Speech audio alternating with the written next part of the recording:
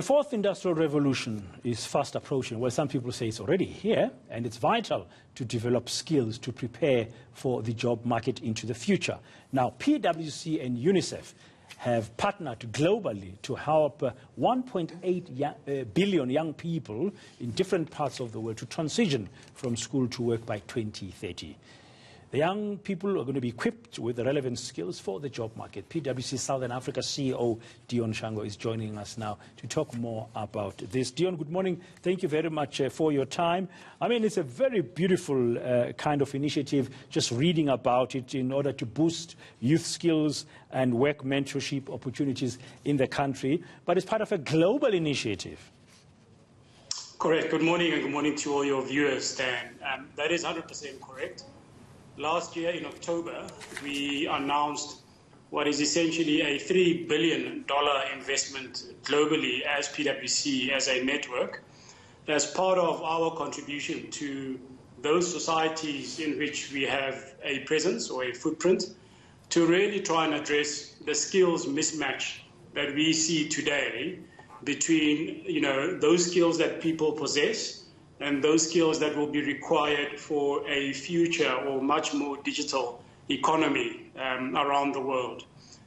This is an investment that we are making over a 4-year period, and this is a way that we want to put the tools, the equipment, the resources that is required by people in order to make them digitally fit for the future. Yeah, and here in South Africa, I mean, we can't lose the fact that we're going to be benefiting from this effort that you and UNICEF are collaborating with globally. And in our country in particular, it is Women's Month. Would there be a particular focus around young women? Indeed, there will be a particular focus on the youth. As you know, UNICEF is an organization that is primarily focused on youth and children. And with this being Women's Month, as you say, in South Africa, that will definitely be a lot more pronounced that we reach out in particular to the girl child, but certainly all youth will get an opportunity. Tell us about the Techno Girls initiative. So Techno Girl is an initiative that is a job shadowing program that is essentially focused on the girl child, but particularly exposing those children to the STEM professions or jobs.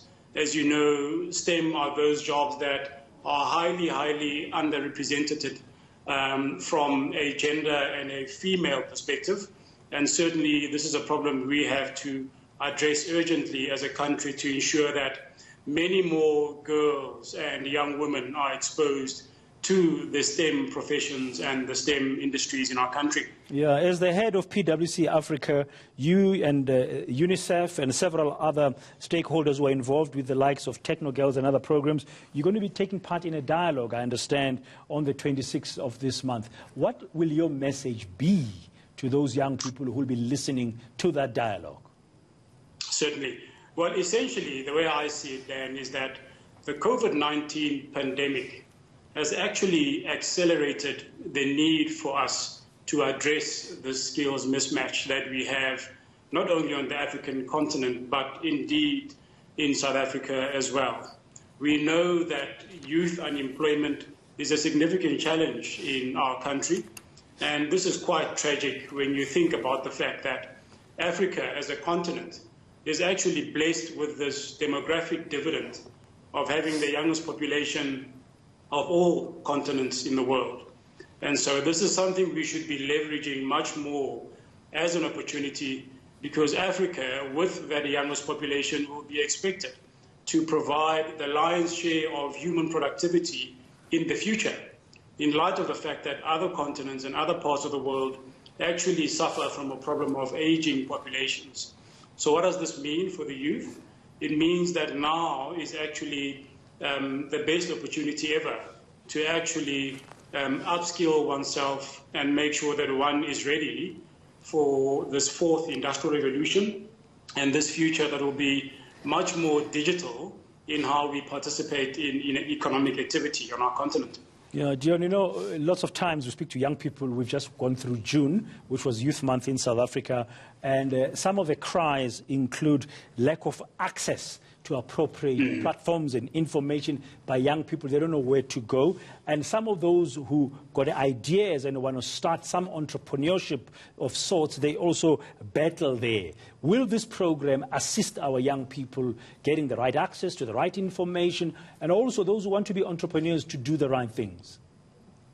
Indeed, Dan. I mean, through our participation, we certainly want to inspire not only other businesses, but other actors in society as well, that if you do have the resources, if you do have the capability to provide that platform for youth in need, most certainly we need to make those resources available.